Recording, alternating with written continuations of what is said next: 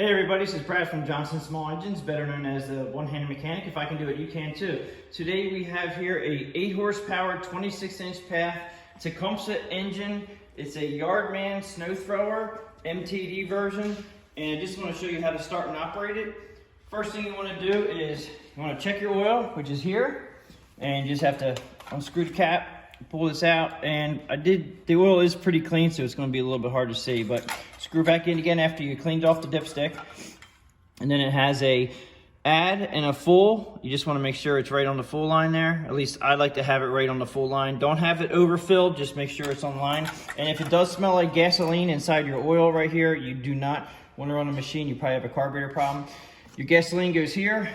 Non-ethanol gas is definitely the best if you can get it. It's a little bit tough in my area, but that'll help keep the fuel from going bad a lot of the times when you're storing it.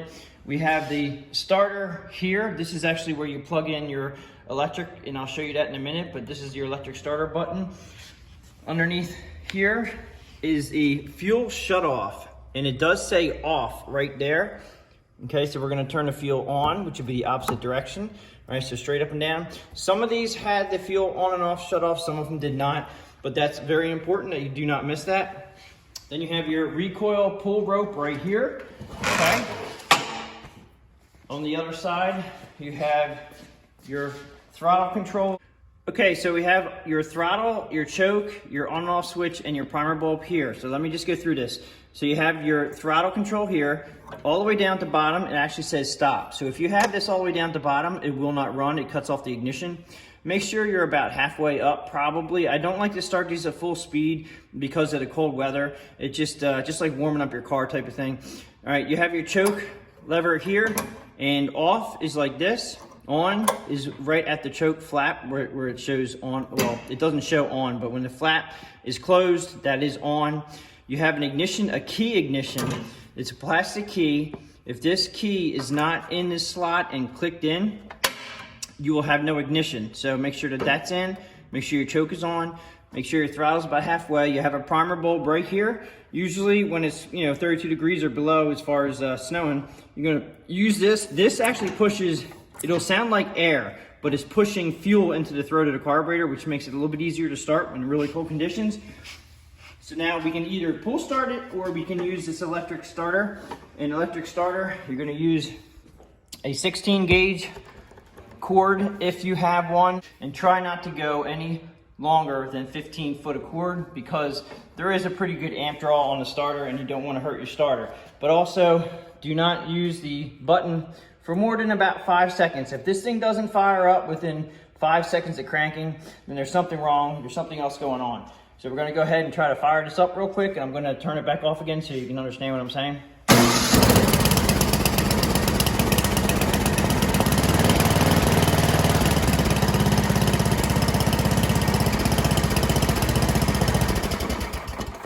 Okay, so if you saw when it was on choke, and then when it started, I took it off choke. Now, we're in about a 50-degree shop right now, so when you're actually out there in the real world, when you're blowing snow, you may need to leave this choke on a little bit until it warms up. Once it warms up, or you get a good maybe 1 or 2 passes on your driveway, maybe depending on how big your driveway is, make sure the choke is in the off position once it's warmed up. If it is not operating correctly after you have the choke in the off position, if it's hunting and surging, then you're probably going to have more problems in the carburetor. Now, this also is the electric cord. You got to make sure you unplug it when you're done using it. Now, as far as starting it with the hand start, it's the same thing. Halfway up, choke on, prime it once or twice, maybe 3 times when it's real cold outside, maybe 4 times even. Give it a pull.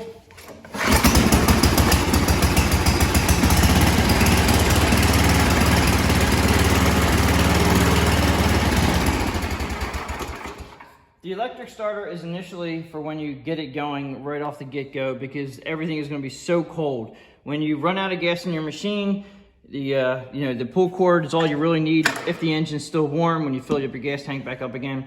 Going to the controls, we have the drive, self-propelled drive here for your wheels.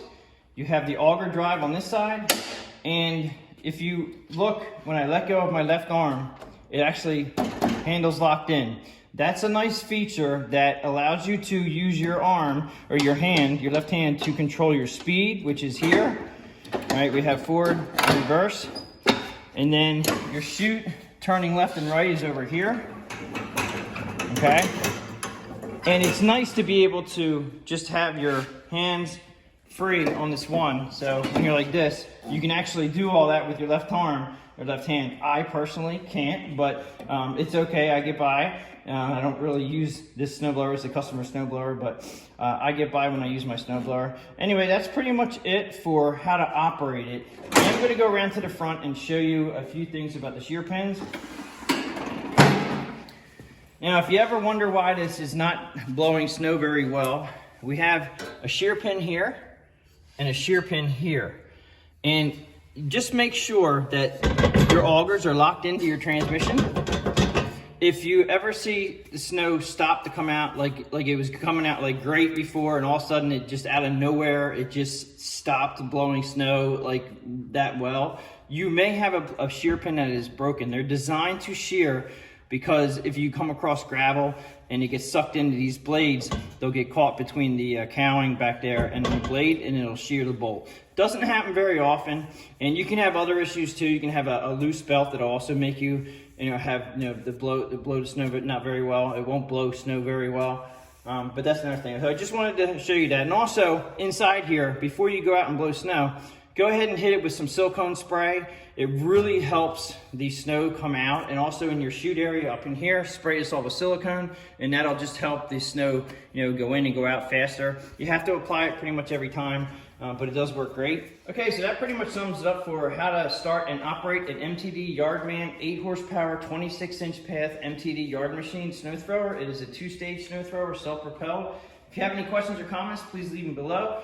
Please subscribe, tell your friends about my channel, and I will catch you guys on the next one.